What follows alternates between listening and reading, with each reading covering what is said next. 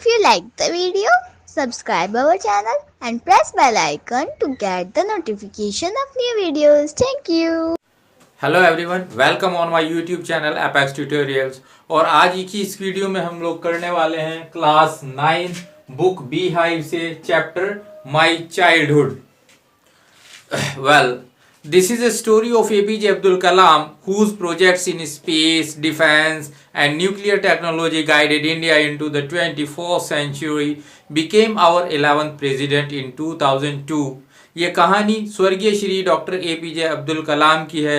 उन्होंने अपनी ऑटोबायोग्राफी में विंग्स ऑफ फायर में अपने बचपन का जिक्र किया है और प्रेजेंट प्रोज पीस में वही डिस्कस किया गया है।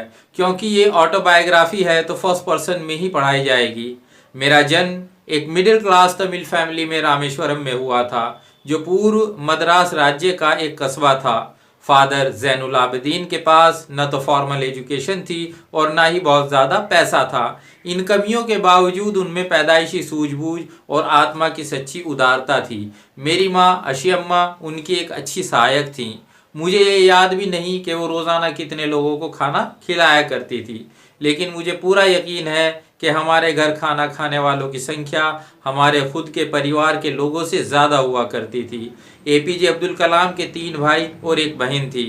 उनका परिवार मस्जिद वाली गली के पुश्तैनी मकान में रहता था।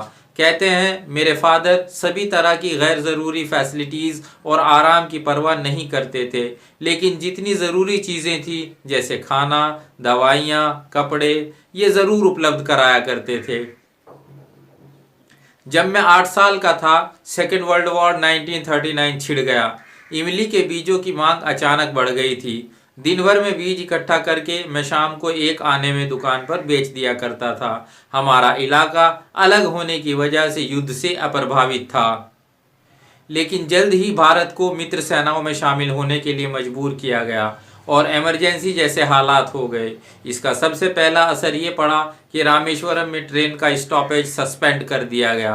अखबार का गट्ठर बनाकर रामेश्वरम और धनुषकोडी के बीच फेंका जाने लगा। मेरा कज़न शमशुद्दीन, जो अखबार बांटने का काम करता था, उसने मुझे अपॉइंट कर लिया और इस तरह मेरी पहली कमाई हुई। आई inherited honesty and self-discipline from my father, and from my mother I inherited faith in goodness and deep kindness. बचपन में मेरे 3 गहरे दोस्त थे, रामानंद शास्त्री, अरविंदन और शिव प्रकाशन।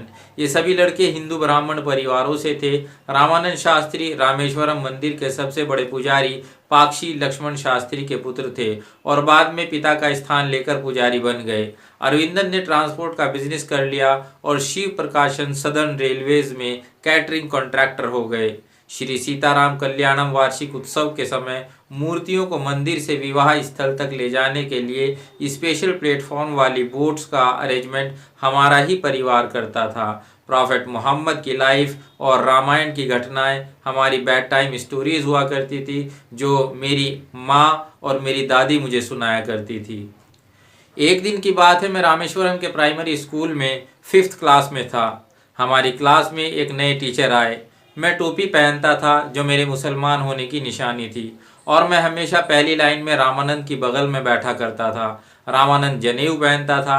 नए टीचर को एक मुस्लिम लड़के का एक हिंदू ब्राह्मण लड़के के पास बैठना सहन नहीं हुआ। उन्होंने मुझे सबसे पिछली बेंच पर बैठा दिया। स्कूल के बाद हम घर गए और अपने अपने पेरेंट्स को बताया। लक्ष्मण शास्त्री ने टीचर को हमारे सामने ही बुलवाया और बहुत फटकार लगाई। उन्होंने उस अध्यापक से कहा, या तो माफ़ी मांगो, नहीं तो आइलैंड छोड़कर कहीं और चले जाओ। लक्ष्मण शास्त्री जी की फटकार ने उस टीचर को बहुत इम्प्रेस किया और उन टीचर में भी बदलाव आ गया। एक बार मेरे साइंस टीचर श्री शिव सुब्रमण्य अय्यर, जो कि एक ऑर्थोडॉक्स ब्राह्मण थे, उन्होंने मुझे खाने पर घर बुलाया। एक मुसलमान को देखकर उनकी पत्नी ने रसोई में खाना खिलाने से मना कर दिया। मिस्टर अय्यर ने उन्हें कुछ नहीं कहा और अब अपने आप खाना परोसा। मेरे खाना खाने के तरीके और फिर फर्श साफ करने के तरीके को वो रसोई के दरवाजे के पीछे से देख रही थी। जब मैं चलने लगा तो मिस्टर अय्यर ने अगले हफ्ते फिर खाने की दावत दी। मैं थोड़ा हिचकिचाया, लेकिन मिस्टर अय्यर बोले, once you decide to change the system such problems have to be confronted. जब अगली बार मैं उनके घर गया तो उनकी पत्नी ने खुद रसोई में मुझे खाना परोसा। सेकेंड वर्ल्ड वॉर ख़त्म हो गया, अब हिंदुस्तान की आज़ादी नज़दीक थी। मैंने अपने फादर से आगे की पढ़ाई के लिए डिस्ट्रिक्ट हेडक्वार्टर रामनाथपुरम जाने की परमिशन ले ली। उन्होंने मुझे सीगल का एग्जाम्पल देते हुए मेरा हौसला बढ़ाया। मेरी माँ थोड़ी डरी हुई थी, तब उन्होंने खलील जिब्रान के शब्दों में उन्हें समझाया, your children are not your children, they are the sons and daughters of life's longing for itself, they come through you but not from you. You may give them your love but not your thoughts, for they have their own thoughts.